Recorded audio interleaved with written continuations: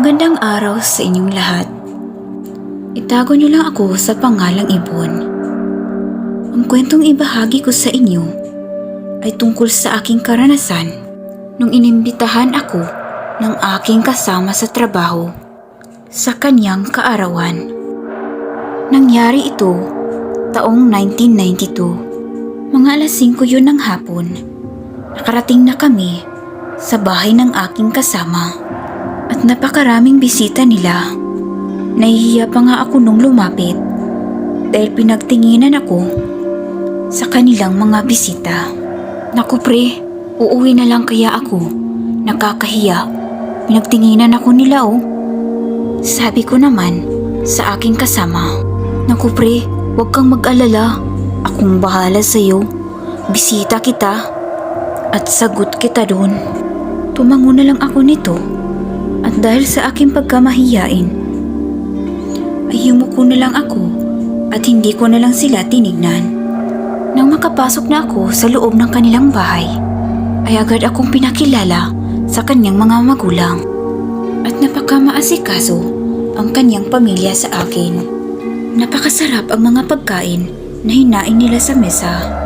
Kaya agad akong lumapit at kumuha ng sapat para sa aking sarili. At habang naglalakad patungo sa aking pwesto, meron namang lalaking sumalubong sa akin. At agad naman itong nagsalita. Huwag mong kainin yan kung ayaw mong matulad sa kanila. Naguguluhan ako sa kanyang sinasabi. Nang tanungin ko na sana kung bakit, ay agad namang lumapit ang aking kasama sa trabaho. At mabilis namang umalis ang lalaki. Ano bang sinasabi ng lalaki yun sa'yo? Tanong ng aking kasama. At agad naman akong napaisip kung sasabihin ko ba sa kanya ang sinasabi ng lalaki sa akin. Kaya nagpasya ako. Yun. Wala lang pre. May tinanong lang sa akin. Sagot ko. Pagkatapos ko itong mikain, ay agad naman akong napatingin sa kanyang mukha. Para ba itong hindi kumbinsido? Kung meron man siyang sinasabi sa'yo, ay huwag kang maniniwala sa kanya. May diferensya yun sa kanyang utak. Napatango na lang ako noon at nagpaalam na ito na umalis muna. At ako naman ay nagpatuloy na ako patungo sa pwesto. Nung kumain na sana ako, ay bigla kong naisip ang sinabi ng lalaki kanina. Sa hindi ko matukoy na dahilan, ay para bang gusto kong maniwala sa lalaking yun.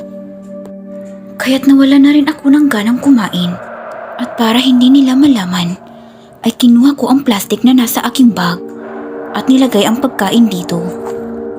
At makalipas lamang ang ilang segundo ay dumating naman ang aking kasama sa trabaho. Pre, tapos ka na palang kumain. Kumusta? Masarap ba? Naku pre, napakasarap.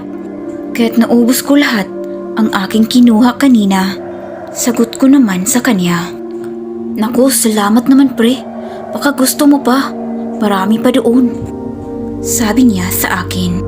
Naku pre, sa sobrang dami ng aking nakain, halos di na nga ako makagalaw. Sagot ko naman sa kanya. Habang tumatagal, ay meron akong napansin sa kanya. Nagkaramdam ako na meron itong tinatago. At meron din akong napansin sa kanilang mga bisita.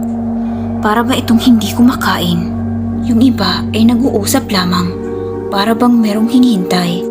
At sa kabilang mesa naman ay panay ang kanilang pagtatawanan. Habang nakatingin ako sa kanila, ay parang nakaramdam ako ng kilabot. Hanggat sa meron akong naisip na paraan at kunwari kong tinanong kung saan ang kanilang banyo. At agad namang tinuro ni Ralph sa likuran ng kanilang bahay. Doon ko daw makikita ang kanilang banyo. At agad naman akong nagtungo roon. Nang papalapit na ako sa likuran ng kanilang bahay, meron akong naaamoy na sobrang baho. Parang merong nabubulok na nilalang. At nung mas lumapit pa ako, ay meron akong nakitang mga buto. Sa sobrang takot ko, ay parang nawalan ako ng lakas. At doon ko napagtanto na baka aswang ang mga ito. At wala nang paligoy-ligoy, tumakbo ako papalayo sa kanilang bahay. At makalipas lamang ang ilang minuto ay nakarinig ako ng mga huni na parang humahabol sa akin. Kaya binilisan ko pa ang aking takbo. Kaya't sa pagmamadali ko ay hindi ko nakita ang malaking kahoy na nakaharang sa aking daan. Kaya't nadapa ako sa mga damo. At maya-maya pa ay merong lumabas na napakalaking baboy damo. Kulay itim at nakakatakot ang mga mata nito. At dali-dali naman akong tumayo at nakadampot ako ng sanga ng kahoy. Nung ihampas ko na sana ito sa baboy damo, ay agad naman ito nagpalit anyo. At nagulat ako sa aking nakita dahil ang baboy damo ay yun pala ang lalaking lumapit sa akin kanina, yung taong nagbigay sa akin ng babala. At agad naman ito nagsalita. Umalis ka na dito. Delikado ang buhay mo. Bilisan mo na habang wala pa sila. Dahil sigurado ako kung mahuli ka nila ay hindi ka na makakatakas. Dahil ang lahat ng nakita mo kanina ay hindi sila tao.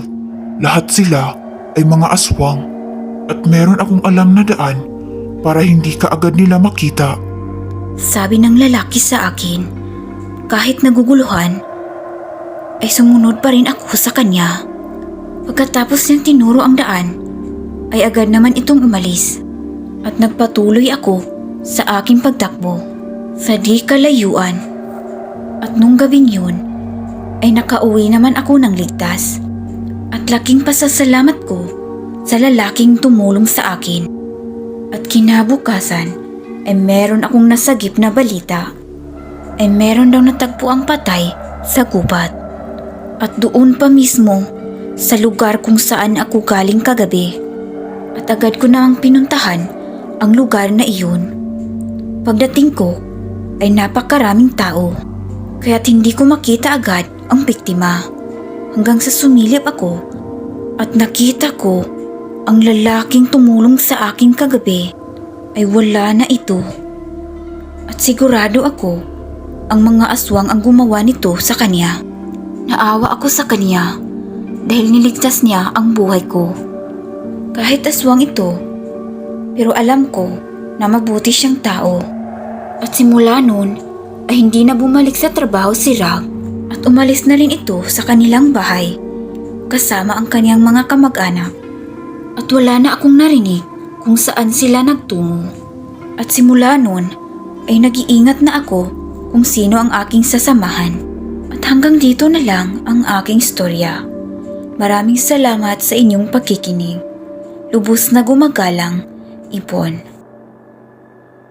And shoutout po kay Ma'am Imelda Pascua, Sir Regan Machico, Sir Manuel Gradio, correct me if I'm wrong, Sir Rodel Laurente, Ma'am Lorna Calyao from Javier Leyte, and Sir Jordan Gabiaso. Maraming salamat po sa inyong lahat. God bless and ingat po kayo lagi. See you next time on my next video. Bye-bye!